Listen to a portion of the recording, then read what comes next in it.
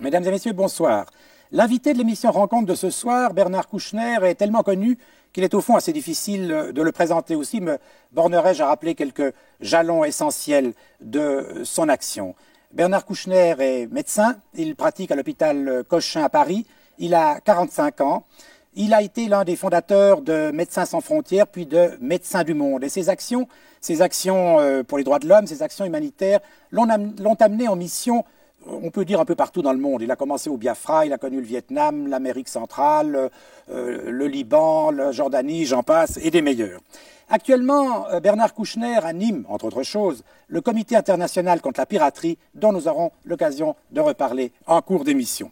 Une des actions, Bernard Kouchner, qui vous a particulièrement fait connaître dans le monde, c'était un bateau pour le Vietnam. C'était ce bateau, l'île de Lumière, à propos duquel vous avez écrit ce très beau livre aux éditions Ramsay, qui s'appelle justement L'île de Lumière, et qui est ce bateau qui était destiné à sauver les boat people, ceux qui essayaient de fuir le régime du Vietnam démocratique et que vous avez recueilli et soigné.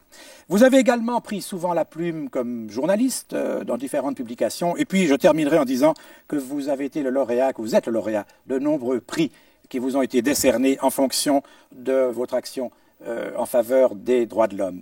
Alors, votre engagement, c'est de ça que nous allons surtout parler ce soir. Bernard Kouchner, on vous appelle dans certains journaux le docteur des droits de l'homme ou le philosophe de l'ambulance. Est-ce que vous acceptez ces définitions? Oui, enfin, en vous entendant, je constate, en revenant quelques années en arrière, combien l'action a été collective en réalité. Alors, docteur des droits de l'homme, oui, au début, nous n'étions pas très nombreux, mais maintenant, heureusement, fort heureusement, il y en a beaucoup. Et quant au philosophe de l'ambulance, il est vrai que nous avons, à quelques-uns, inventé une espèce de stratégie de la main tendue, une espèce de philosophie de l'extrême urgence et de l'ambulance qui consiste à aller très vite là où les gens dans le monde crient et d'essayer de faire entendre leur voix et d'essayer de les aider sur place. Mais encore une fois, toute cette œuvre a été collective et bien sûr, ce tableau que vous avez brossé concerne beaucoup de gens en réalité. Ben écoutez, c'est très bien de le dire par modestie, mais vous avez bien dû commencer une fois quelque part. Alors vous êtes maintenant quelqu'un, je l'ai dit, de très connu, vous êtes même une vedette des médias, quelquefois on vous le reproche. Mais c'est grâce à vous, ou à cause de vous, comment peut-on me le reprocher ici? Non, alors vous avez commencé quelque part votre action, vous avez une fois découvert au fond la misère et la souffrance dans le tiers-monde en guerre. Et oui. Comment ça a commencé? Bon, c'est une longue histoire un peu politique, et puis en réalité, j'ai quitté l'Europe parce que je travaillais pour la Croix-Rouge internationale, à laquelle je rends grâce, et nous y reviendrons, j'espère. Et en effet, j'ai découvert la réalité, pas seulement le tiers-monde, la réalité de notre monde au Biafra, dans une guerre bien oubliée, qui a fait, on s'en souvient, 1 à 2 millions de morts. Personne n'en sait rien. Il y a toujours ensuite des comptables qui contestent les chiffres des croque-morts. Mais enfin, une guerre horrible, un peu oubliée et qui avait été mal étiquetée. C'était une guerre théoriquement pas belle, une guerre où il y avait des mauvais morts, une guerre qui n'était pas de gauche.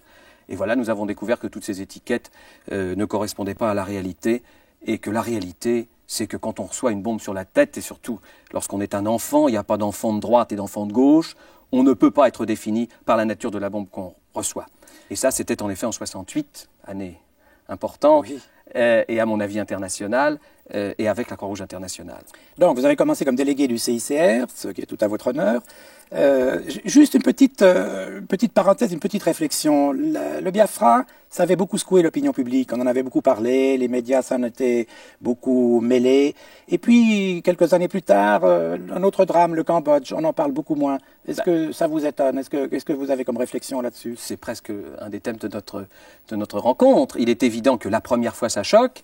Et puis la succession des images dramatiques est à chaque fois plus dramatique que les précédentes, car non seulement il y a une saturation, mais il y a un désir, un appétit des journalistes de faire mieux qu'avant, et donc presque si l'image n'est pas suffisamment horrible, on ne la passe pas par rapport à celle de la veille, fait qu'on s'en lasse. Il y a une banalisation de l'horrible, une banalisation télévisée de l'horrible, une banalisation télévisée de l'insupportable, des images auxquelles on s'habitue, si bien que maintenant, vous parlez du Biafra, en effet, ça avait secoué l'opinion publique. Il y avait même eu des adjectifs et des histoires drôles à propos du Biafra. Est-ce qu'on peut avaler un comprimé avant de manger? Oui, mais il ne mange pas, etc. Tout ça a été bien oublié. Et puis maintenant, ce ne serait pas possible, car en effet, le Cambodge s'est déroulé sans bruit, 2 millions de morts, et nous n'avons rien fait. Donc je crois qu'on peut, d'une certaine façon, être optimiste par rapport aux droits de l'homme, mais en réalité, maintenant, on s'habitue à l'horrible, et on s'y habitue parce qu'on la voit quotidiennement et ça pose un problème par rapport à l'information. Nous y reviendrons. J'aimerais juste encore dans votre trajectoire rappeler que quand vous étiez jeune étudiant, vous étiez un militant des causes anticolonialistes, que vous avez été un des animateurs de l'Union des étudiants communistes, que vous avez mené des batailles rangées au quartier latin à propos de la guerre d'Algérie. Pourquoi cet engagement, je veux dire? Qu'est-ce qui vous avait amené là? Non, ça m'amuse parce que tout ça paraît tellement loin, mais c'est en effet autour des années 60, 58 à 62, puisque l'indépendance d'Algérie c'est en 62. Eh bien oui, à l'époque, les étudiants communistes, qui n'avaient finalement de communistes que le nom, se battaient pour la paix en Algérie. Et en effet, notre engagement quotidien, qui dans les études nous posait quelques problèmes, était pour la paix en Algérie, avec tout ce que ça avait d'excessif, non pas l'indépendance de l'Algérie, mais le fait que, par exemple, et on s'en aperçoit après, nous n'avions pas vu les problèmes des Pieds Noirs, nous n'avions pas vu les problèmes des Français d'Algérie. Pourtant, nous n'étions pas sectaires par rapport au Parti communiste, car en même temps que nous étions étiquetés étudiants communistes, d'ailleurs moi je n'ai jamais été inscrit au Parti communiste, et mon communisme, en gros, c'était quoi? C'était le souvenir des luttes ouvrières, c'était la lutte pour la paix en Algérie, et puis les chansons d'Aragon. C'était du romantisme. Vous n'avez jamais été marxiste? Non, vraiment. Enfin, je veux dire, j'ai appris tout ça, oui. Mais même quand je m'en souviens maintenant, avec tellement de schématisme et de ridicule, que si j'avais le temps, je vous raconterais des histoires de la pomme qui tombe, même si on n'est pas là pour la voir. Et c'est ça le matérialisme, songez à ça. Et donc, les batailles des étudiants communistes, c'était à la fois contre le parti que nous jugions stalinien, et qui nous a d'ailleurs exclus, et pour la paix en Algérie. C'était ça la jeunesse au quartier latin, et je ne le regrette pas du tout. Mais nous n'étions pas du tout sectaires, nous étions tournés vers les autres, et d'une certaine façon, nous avions déjà découvert le tiers-monde avec l'Algérie. Bon, c'est un tiers-monde un peu particulier, bien sûr, mais nous n'étions pas enfermés dans des étiquettes, et nous luttions avec tous les anticolonialistes de l'époque, antifascistes de l'époque, tout ça, évidemment, mériterait d'être remis en question, même au niveau du vocabulaire. Absolument. Est-ce qu'il y a un lien entre ce militantisme quand même révolutionnaire et la médecine d'urgence que vous pratiquez maintenant? Écoutez, quand on veut être médecin, il y a quand même, chez la majorité des médecins, même ceux qui tournent mal, et ils sont très nombreux, quelque chose qui tient quand même à l'homme, à sa souffrance, et qui tient quand même au soulagement de ses souffrances. Il y a quand même un humanisme sous-jacent, il y a quand même la découverte des individus un par un, et ce dialogue formidable qui s'installe entre eux et qui permet à la médecine d'être un excellent passeport pour le monde. Et donc sans doute y avait-il cela aussi. Moi je suis d'une famille de médecins, donc mon père m'avait pas du tout poussé dans ces études-là. Mais c'est vrai que, bon, comme ça un petit peu, normalement on se dirige vers la souffrance. Alors bien sûr en général on se contente de la souffrance qui est la plus proche. D'abord, ça fait gagner plus d'argent. Deuxièmement, c'est quand même plus commode. Mais quand on se rend compte que la souffrance est dans le monde, naturellement, on se dit que les médecins doivent aller là où sont les malades. À l'époque, en fait, j'y pensais pas beaucoup. Il y avait eu 2 voyages qui avaient compté un petit peu, et je ne parle pas du tout de moi, parce que je n'ai pas l'habitude de parler de moi, mais de nous autres étudiants, à l'époque, pas du tout révolutionnaires, mais très démocrates. C'était un voyage en Yougoslavie, un voyage à Cuba, en 63 et 64. Et là, j'avais découvert en effet une réalité qui était, dans les bistrots du quartier latin, complètement occultée, comme on dit de nos jours. C'est-à-dire qu'on n'en parlait pas, ou alors on savait, nous, les petits philosophes, nous savions d'avance qui était méchant et qui était bon dans le tiers-monde, sans jamais aller voir. Et d'ailleurs, nous n'étions pas très aidés par la presse, française en particulier. Nous y reviendrons sur cette évolution. Maintenant, vous avez fondé un jour Médecins sans frontières, pas tout seul, vous l'avez dit tout à l'heure, notamment avec Max Régnier, sauf erreur. Max Récamier, oui. Max Récamier, pardon. Pourquoi cette idée de créer Médecins sans frontières? Comprenez, au Biafra, nous avions découvert une espèce de médecine du geste, de l'élémentaire, une médecine qui n'avait rien à voir avec notre médecine de nantis, avec des soins qui s'attachent aux gens qui ont trop et qui en souffrent. Là, il s'agissait, avec 30 médicaments et pas 6000, et il fallait les répertorier, d'une médecine du geste qui s'adressait aux gens qui mouraient de ne rien avoir.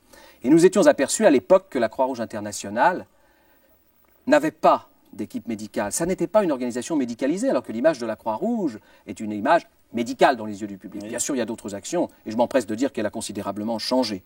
Mais à l'époque, nous étions un petit peu livrés à nous-mêmes, et avec cette expérience du Biafra, moi-même j'y suis allé 3 fois, et un certain nombre de médecins français s'étaient regroupés pour se mettre à la disposition des organisations internationales. Et nous avions pensé que cette médecine-là, on pouvait l'apprendre, qu'il fallait aller dans le tiers-monde découvrir l'essentiel pour nous. et nous avons fondé Médecins sans frontières en 71 avec des gens du Biafra et des gens qui avaient eu l'occasion de repartir avec la Croix-Rouge internationale, en particulier en 70 au Moyen-Orient, au moment de Septembre Noir en Jordanie, puis au Pérou, enfin, etc. Oui, vous avez fait beaucoup de missions. Alors, je veux juste dire en passant que vous êtes un médecin qui refusait de gagner de l'argent, en quelque sorte. C'est pas que je refuse, non, mais vous n'aimez pas beaucoup la médecine privée, si je peux dire. Pas du tout, je la condamne pas du tout. Là aussi, je suis pas excessif. Oui. Simplement, je m'aperçois que dans ma génération, je suis le seul à pas avoir une maison de campagne. Ça, c'est vrai. Alors, c'est embêtant. Alors bon, maintenant, Médecins sans frontières, il y a eu une rupture à un moment donné. Vous avez ensuite créé Médecins du monde. Alors, rapidement, pourquoi cette rupture? Bon, pour des raisons personnelles et de pouvoir, parce que quand on crée quelque chose qui a du succès, au début, d'abord, on vous injurie, on vous vilipendie, on vous crache dessus, et puis après, le succès amène les convoitises, et ça, c'est une histoire humaine. Et je vous dirai peut-être tout à l'heure, si j'ai le temps, que pour moi, la charité, c'est aussi le modèle de la guerre, parce que les hommes de la charité sont aussi les hommes de la guerre, parfois, souvent. Enfin bref, les hommes sont les hommes. Et Dieu, comme c'est bête, un homme. Et puis, il y avait des divergences réelles entre les fondateurs de Médecins sans frontières et ceux qui ensuite ont pris l'appareil et qui en ont fait d'ailleurs une entreprise internationale indiscutable. Ça tenait à trois choses essentielles à mon avis. D'abord, le témoignage. Nous pensions, et ce fut un de mes conflits avec la Croix-Rouge internationale, qui sont des amis et que j'aime beaucoup, mais vous savez, entre amis, on se dispute. Il y a des tendresses et puis il y a aussi des disputes. Et nous travaillons souvent ensemble, et je les aime tous, mais nous n'avons pas la même méthode de travail. Nous pensions qu'il fallait témoigner devant l'insupportable, qu'un médecin qui va sur place, c'est déjà pas mal, mais un médecin qui va sur place et qui soigne, et qui au retour se contente de reprendre sa clientèle ou de reprendre son hôpital, est quelque part un peu complice. On ne peut pas accepter de voir des choses horribles et de ne pas en parler. Ça, c'est trop facile. Le serment d'Hippocrate prescrit de ne rien dire entre un malade et un médecin. Pas entre un peuple qui souffre, pas entre un peuple qu'on torture et un médecin. Donc nous avions pensé, au retour du Biafra, déjà, c'était contenu dans notre démarche, qu'il fallait témoigner de ce qu'il faut bien appeler, et je pèse mes mots, parce que ce mot génocide est trop employé, une tentative de génocide. C'est ça. Première divergence, donc, le témoignage, pas à tort et à travers, mais quand nous sommes seuls, il faut parler au nom des gens qui n'ont pas de voix. Deuxièmement, le bénévolat ou non. Fallait-il être payé pour ça? Non, nous pensons qu'il y a assez de spécialistes et de professionnels du tiers-monde. C'est très bien, je ne les critique pas. Mais pour dire aux autres, en particulier aux médecins, mais à tous les autres, aux journalistes, aux paysans, aux architectes, aux marins, tout le monde peut faire ça une fois dans sa vie, il ne faut pas gagner de l'argent en le faisant. Donc nous tenons au bénévolat, et à Médecins du monde, personne n'est payé. Et puis troisième polémique, est-ce politique ou non? Est-ce que c'est de la médecine? Je pense que c'est politique, mais politique au bon sens du terme. Aller s'occuper des autres et s'occuper de soi-même, changer le monde et s'intéresser à la démocratie. En quoi les médecins sont-ils responsables de ce qui se passe en mer de Chine? Pourquoi des médecins lanceraient-ils un bateau? Bien sûr que c'est politique. En ce moment, en Afghanistan, il n'y a plus que des médecins français pour témoigner d'une énorme bataille menée par 200 000 soviétiques. Est-ce que c'est politique ou est-ce que c'est médical?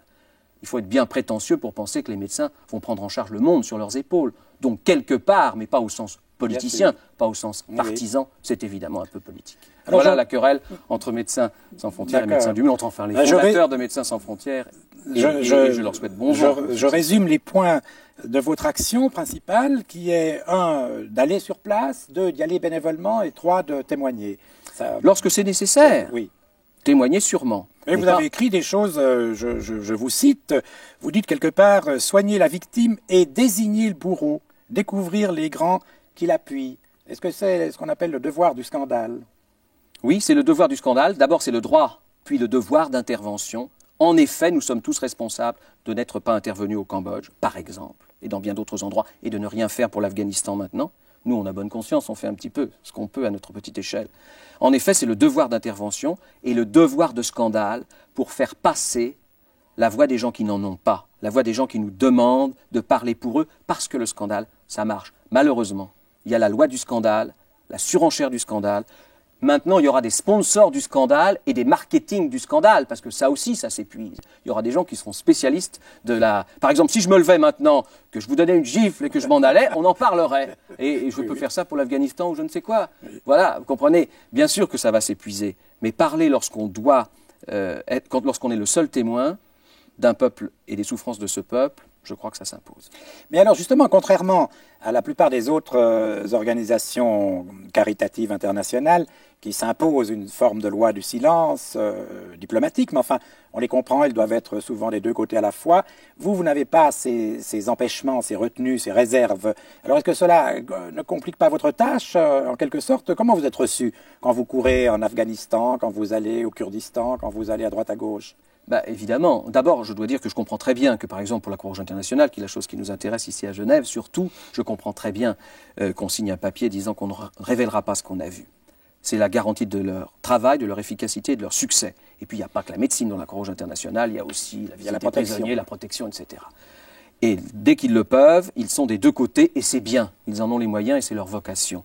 Ce qui est complémentaire, c'est que nous ne sommes, à Médecins du Monde, guidés que par le besoin médical. Nous envoyons une équipe d'exploration, et dès lors que le besoin médical est évident, eh bien nous intervenons. Quelles que soient les frontières, les obstacles, et sans demande des gouvernements. Prenons l'exemple de l'Afghanistan. Bien sûr, nous franchissons la frontière clandestinement. La Croix-Rouge internationale ne peut pas travailler en Afghanistan, vous le savez, malgré les prisonniers russes en Suisse, dont on a sans doute parlé ces temps-ci. Bien sûr. Bien. Nous allons, et pas seulement Médecins du Monde, mais Médecins sans frontières et l'Aide médicale internationale. Il y a 3 organisations françaises, et c'est intéressant qu'elles soient seulement françaises, non pas par cocorico, je déteste ça, mais parce que ça s'est fait en France. Eh bien, ce sont les seuls témoins des souffrances de ce peuple-là et de son extermination, car il faut savoir qu'en ce moment, chaque paysan vu par un hélicoptère russe est abattu à la mitrailleuse. Parce que la théorie, la stratégie soviétique, c'est la désertification, il faut que tout le monde s'en aille. Nous sommes là, et parce qu'il y a un besoin médical, et parce qu'il y a un besoin moral de soutien, parce qu'il y a un besoin de solidarité qui n'a rien à voir avec la charité.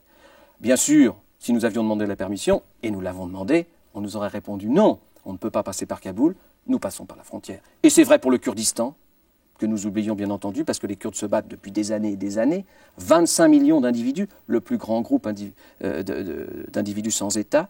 C'est vrai pour l'Érythrée, c'est vrai pour l'Angola, c'est vrai pour plein d'endroits. C'est vrai pour le Salvador, où on nous interdit jusque-là de travailler, et pourtant nous travaillons quand même. La Croix-Rouge internationale aussi d'ailleurs. Oui, c'est vrai, vous avez même travaillé ensemble, je crois, au Salvador, en créant une sorte de front du refus. Mais alors justement, par exemple, au Salvador, vous êtes engagé depuis longtemps.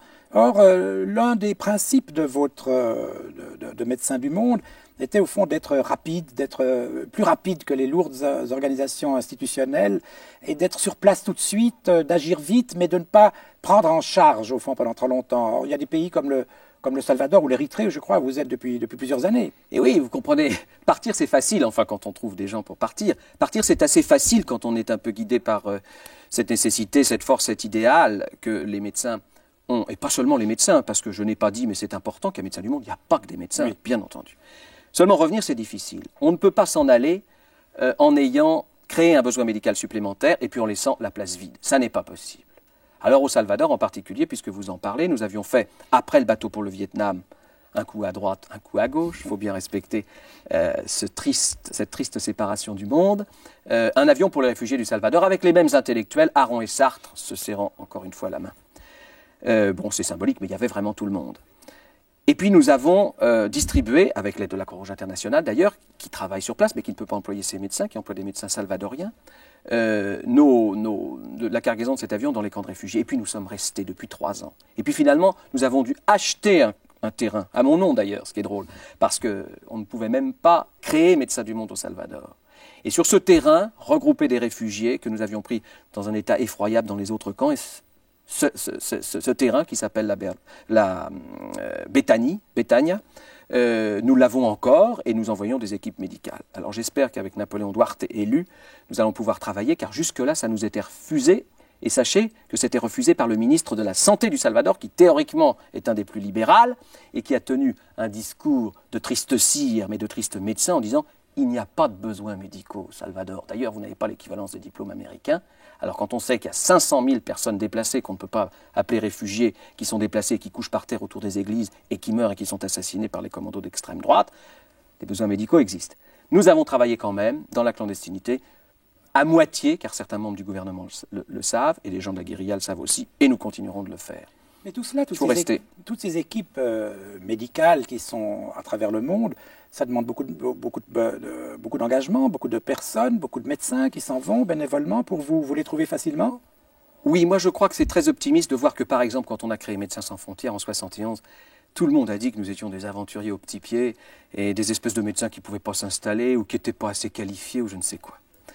Et puis maintenant c'est venu, c'est-à-dire que maintenant dans les jeunes générations, et ça ne veut pas dire qu'il n'y a que des jeunes, mais dans les jeunes générations il est devenu un peu plus naturel d'aller travailler là où sont les malades, parmi les 3 milliards d'êtres qui dans le monde n'ont pas de médecin.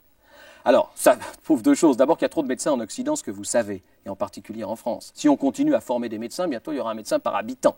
Il va bien falloir que... Et puis tout le monde sera médecin à la limite. Donc, il est naturel qu'ils se tournent vers autre chose. Et puis il y a un courant moral et politique qui fait que ça devient un petit peu plus naturel. Mais, lorsqu'on a besoin d'un chirurgien parlant espagnol et disponible tout de suite et orthopédiste, on n'en trouve pas. Donc il y a une très longue liste d'attente. On essaie d'équilibrer les équipes entre les gens d'expérience et les gens sans expérience. Et puis, en gros, il y a entre 250 et 400 personnes qui partent chaque année pour Médecins du Monde. Alors, je ne vous énumère pas les endroits, mais beaucoup en Amérique centrale et en Amérique du Sud maintenant. En Afrique, bien évidemment, au Tchad et au Liban depuis des années, en Érythrée, etc.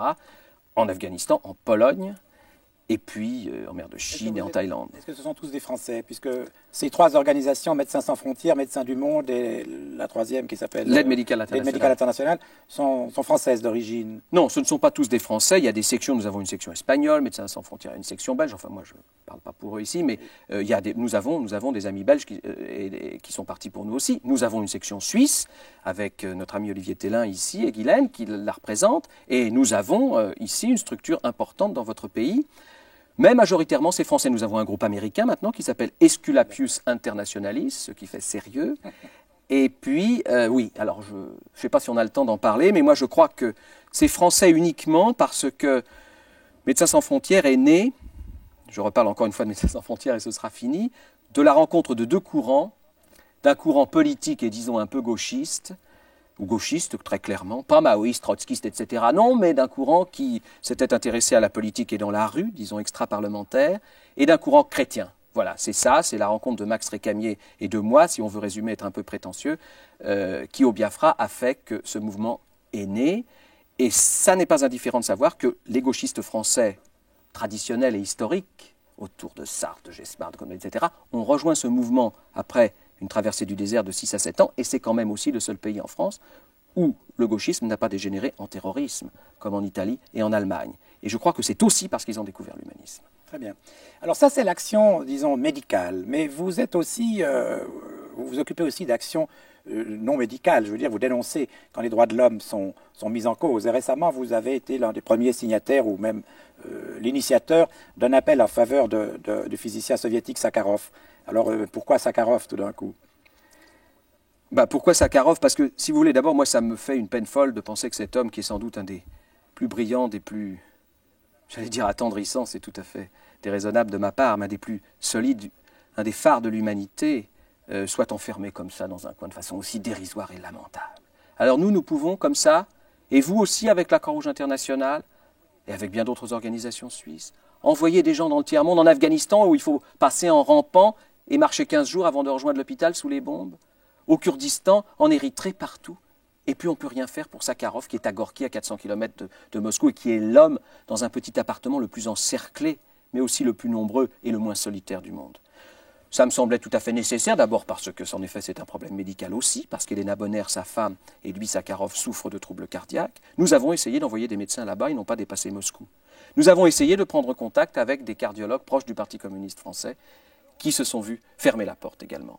Alors, en effet, une des choses à faire, mais maintenant le mouvement est grandiose et c'est très bien, et c'est une des choses qui change dans le monde et qui donne de l'optimisme, eh bien nous avons pensé que le film Sakharov qui existait devait être passé à la télévision, devant tout le monde, tout de suite pour que les Français sachent qui était l'homme et quel était son combat. Et si vous aviez vu la levée de bouclier française, des journalistes qui disent « Comment? Mais nous faisons notre travail, et voilà qu'on nous somme de passer, et quoi? Je ne sommerai pas, je ne suis pas téléspectateur, je n'ai pas le droit de demander ce que je veux. Je n'ai sommé personne, je pense que la télévision française a très bien fait son travail, mais c'est un film de fiction. Pour moi, si vous voulez, La guerre d'Espagne, c'est aussi pour qui sonne le glas, Gary Cooper et les yeux d'Ingrid Bergman. Ça a marché, bien plus sûr. Que la politique. Mais vous pensez que ces cris que vous poussez depuis Paris sont efficaces? Écoutez, Quand je pousserai plus de cris, je vous le dirai. Je ne sais pas. Je veux dire, je pense que c'est encore un peu efficace. On reparlait du scandale. Oui, je crois que... Enfin, moi, ça m'indigne encore. Donc, de temps en temps, je crie. C'est vrai que je me tasse un petit peu et que je ne vais pas passer ma vie à crier. Et puis d'abord, je trouve qu'il ne faut pas toujours crier, s'indigner. Le monde n'est pas si laid que ça. Il faudrait que les gens comprennent que la lutte pour les droits de l'homme, c'est pas triste. Que c'est beaucoup plus gai que de se demander si on change à Lausanne. Vous connaissez l'histoire, ici Lausanne, ici aussi. Bon, je veux dire, de temps en temps, il y a des choses à faire qui sont beaucoup plus drôles que de changer au Châtelet à Paris. C'est gai d'aider les autres. C'est marrant. C'est l'aventure de notre temps pour la jeunesse qui n'a pas d'idéal en Europe. Et même pas l'Europe, malheureusement. Je veux dire que d'aller aider les autres, c'est pas du tout l'image qu'on voit en ce moment sur tous les murs d'un petit noir tendant la main et nous, on fait la charité. C'est notre avenir, le tiers-monde. Et c'est notre seule aventure possible. C'est pas le Paris-Dakar. C'est une forme de Paris-Dakar qui s'intéresserait aux droits de l'homme. Donc, vous avez besoin vous-même personnellement de l'aventure physique, je veux dire de l'engagement physique. L'aventure au sens noble, si j'ose dire, du terme, Malraux, etc. Bon, vous savez, risquer sa peau au bout d'un certain temps, ça fait... D'abord, moi j'ai toujours eu peur, n'est-ce pas? Je croyais pas... On s'habitue, c'est vrai, même à ça un petit peu, mais pas tout le temps. Enfin, vous partez après-demain au Kurdistan par des voies... Au Kurdistan d'Iran, par des voies difficiles. Mystérieuses et difficiles. Oui, les Kurdes, c'est pas tout simple. Je répondrai à votre question sur l'aventure. Mais les Kurdes sont des gens, je connais pas mal de révolutionnaires ou de groupes armés dans le tiers-monde, ce sont les seuls qui parlent de la démocratie. Ce sont les seuls qui sont nos semblables, les Kurdes du Parti démocratique du Kurdistan d'Iran, les seuls qui, à chaque fois, dans les villages, dans leurs discours, dans les jugements, dans les tribunaux, parlent et apportent la démocratie. Et on ne les aide pas. Ce sont des gens que j'adore. Je ne demande pas l'indépendance du Kurdistan, ils ne le demandent pas non plus. Mais les aider, ils sont bien seuls, ceux qui se battent contre Khomeini. Donc ceux-là, eux aussi, on les a oubliés. Pourquoi? Parce qu'il n'y a pas d'image. Quand il n'y a pas d'image, il n'y a pas de malheur, il n'y a pas de scandale. Avant, il y avait le non-dit et maintenant, il y a le non-vu.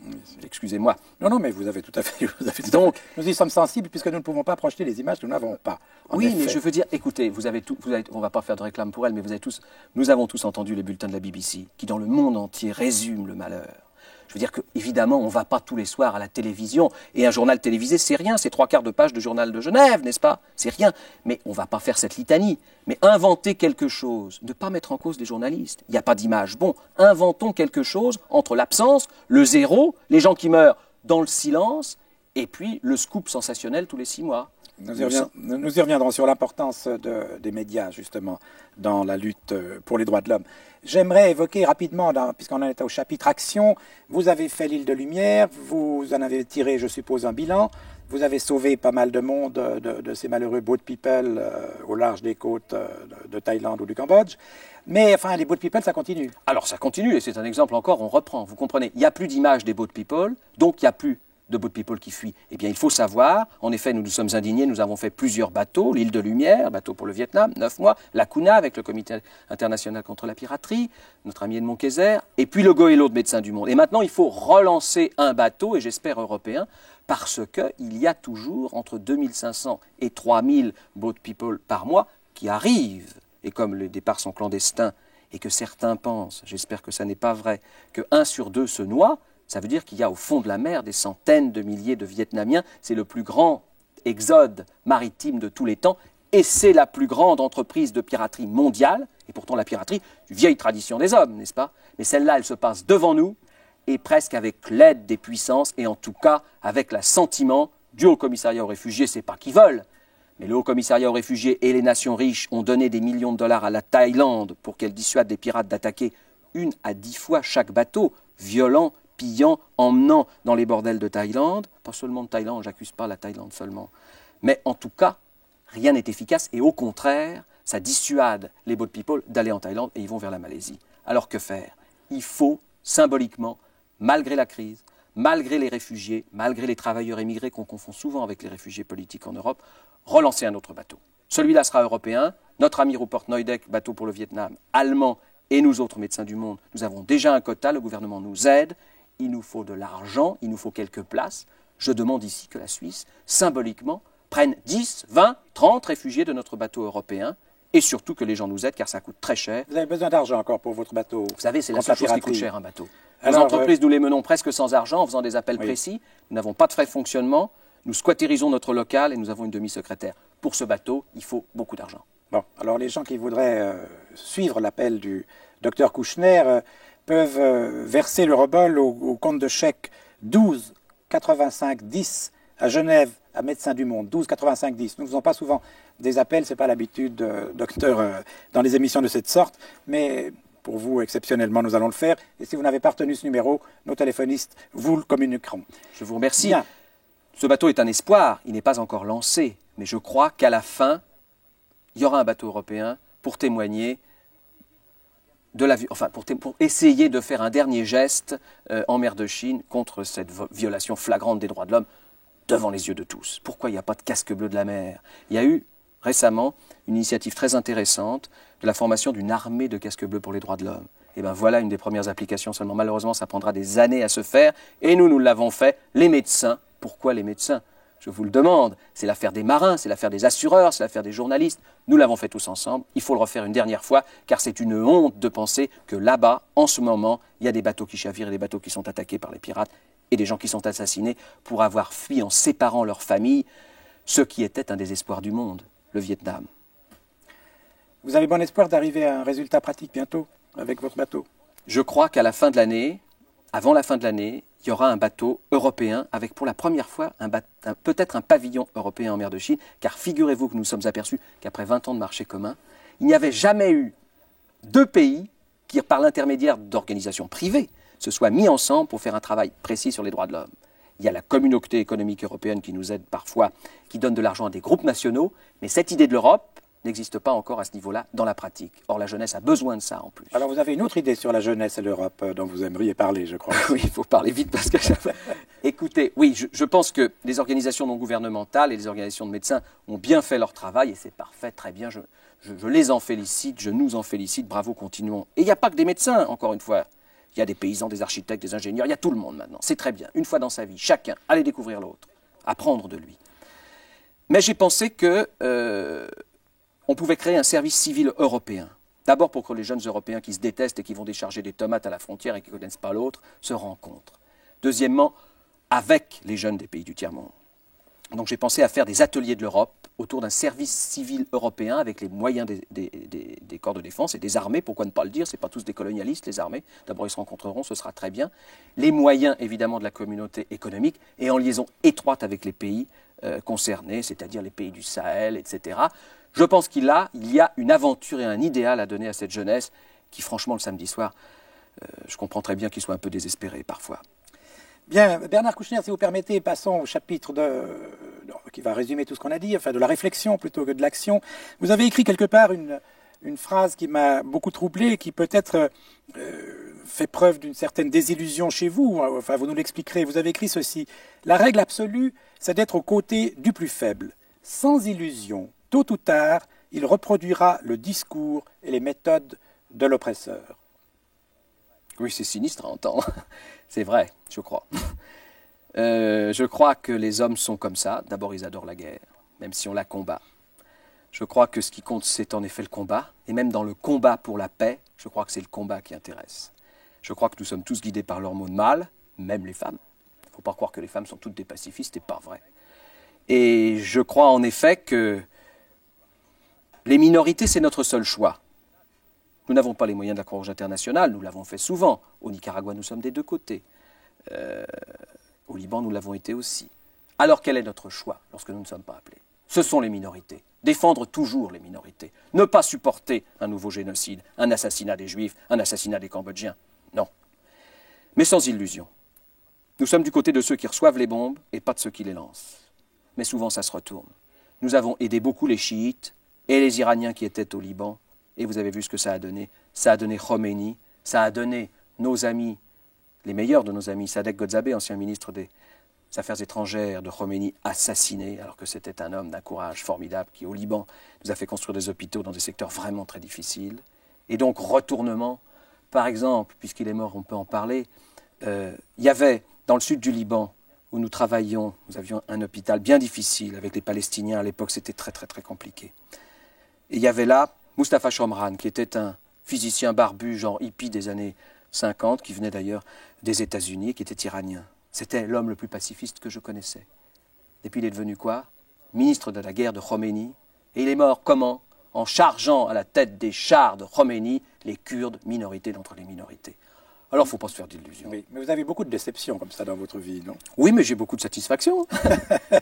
Est-ce que vous n'êtes pas découragé quelquefois devant la souffrance qui s'accumule, qui se répète, qui ne cesse jamais au fond? Écoutez, moi d'abord, je ne peux pas prendre la souffrance du monde sur mes épaules ni sur mes genoux. Je fais ce que je peux avec mes amis et nous sommes nombreux et ça va mieux. Ça ne va pas mieux pour la souffrance. Il est vrai que le fossé se creuse entre les nations occidentales, malgré la crise, malgré les extraordinaires millions de chômeurs. Mais ces chômeurs-là, il faut leur dire, et c'est bien difficile, il faut s'entourer de précautions, que malgré leur traumatisme psychologique et puis la réalité de leur malheur, ils sont les bourgeois du monde encore par rapport au reste du monde. Alors malgré tout ça, le fossé se creuse, les pays riches, qui ont besoin pourtant du tiers-monde, s'éloignent de celui-là. Il faut qu'ils le sachent. Moralement, nous avons besoin du tiers-monde. Économiquement, nous en avons besoin. On ne peut pas continuer à vendre nos voitures si on les subventionne dans le tiers-monde. Et politiquement, nous avons besoin que la démocratie s'installe. Alors je suis découragé parce que les gens ne le voient pas encore, mais je crois que ça va mieux. Et puis, la démocratie, ça va quand même mieux. Et ça, c'est l'essentiel. Moi, j'ai découvert, en 25 ans ou en 22 ans, j'allais dire de baroud, ce qui est scandaleux, ou de médecine dans le tiers-monde, disons de réalité, que le mot démocratie, c'était le seul mot révolutionnaire dans ce temps. Ça veut dire que, en réalité, c'est notre seule valeur à l'exportation, nous autres Européens. Et on exporte plus facilement nos armes que la démocratie. Mais la démocratie, quand même, ça va mieux. Regardez, en Europe, les colonels grecs, Franco, Salazar, tout ça, c'est fini.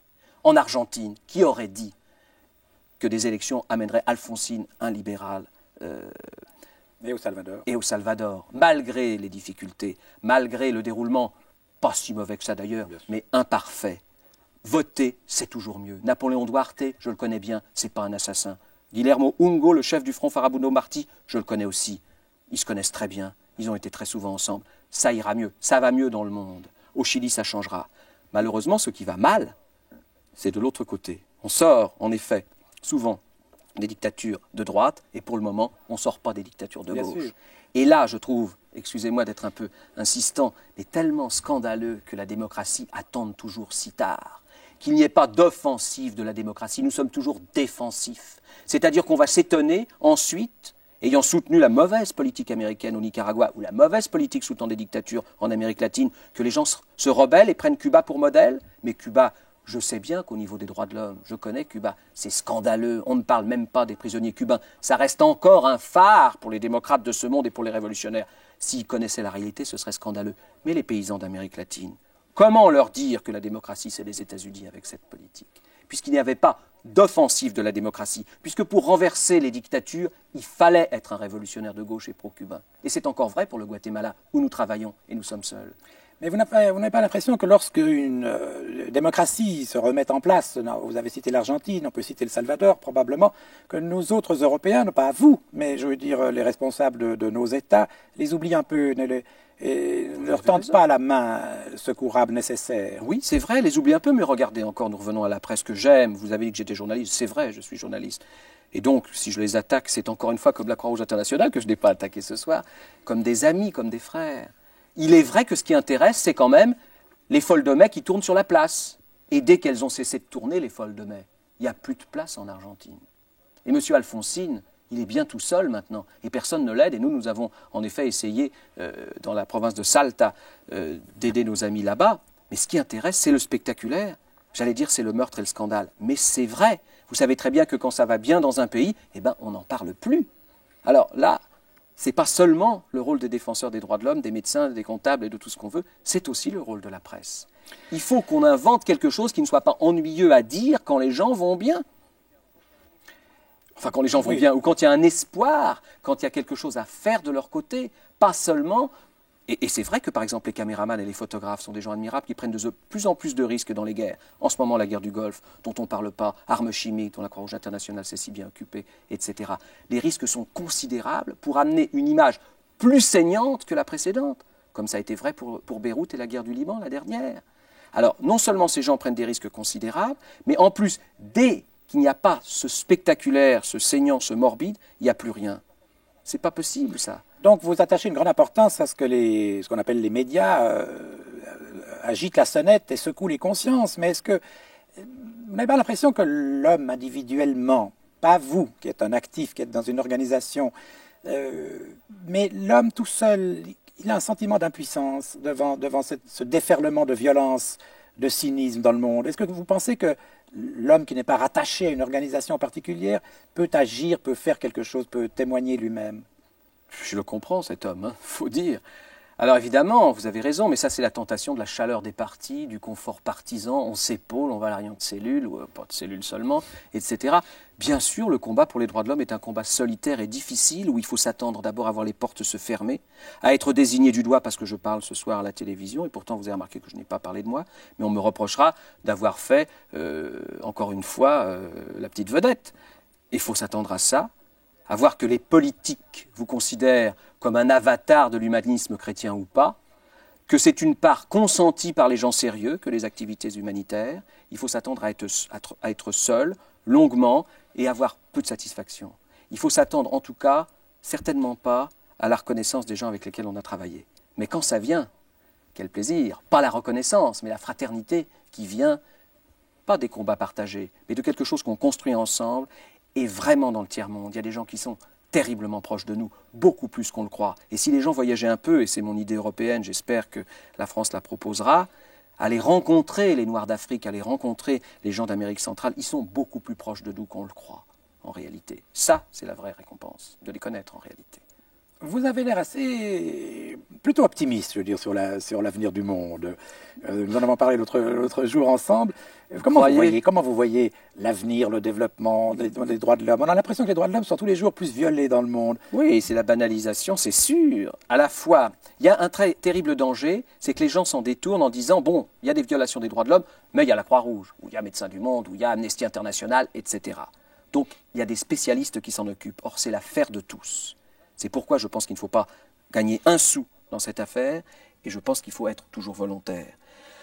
Maintenant, les droits de l'homme sont violés terriblement, c'est vrai, mais encore une fois, on a vu, si on regarde la carte du monde, en dehors de l'oppression, disons, de l'Est, qui a avancé beaucoup, considérablement, c'est vrai, l'oppression de droite a régressé.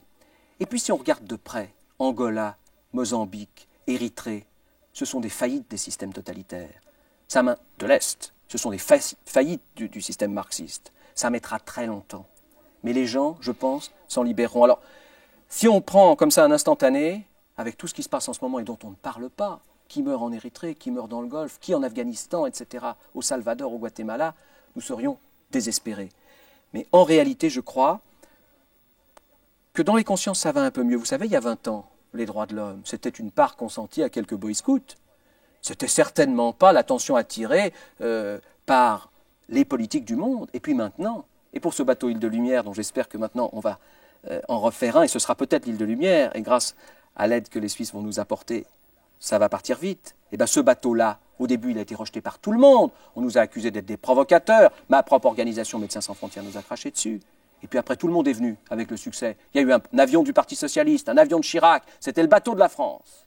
Alors, quand on est seul, à un moment donné, on se décourage, c'est difficile, et puis il faut passer la main. On ne va pas passer toute sa vie dans le malheur et les droits de l'homme. Il y a autre chose à faire. Bien sûr, mais justement, vous, homme d'action, est-ce que vous êtes tenté par l'action politique? L'action politique, oui, enfin oui. Si je veux être président de la République, oui, je veux bien, mais personne ne me le propose.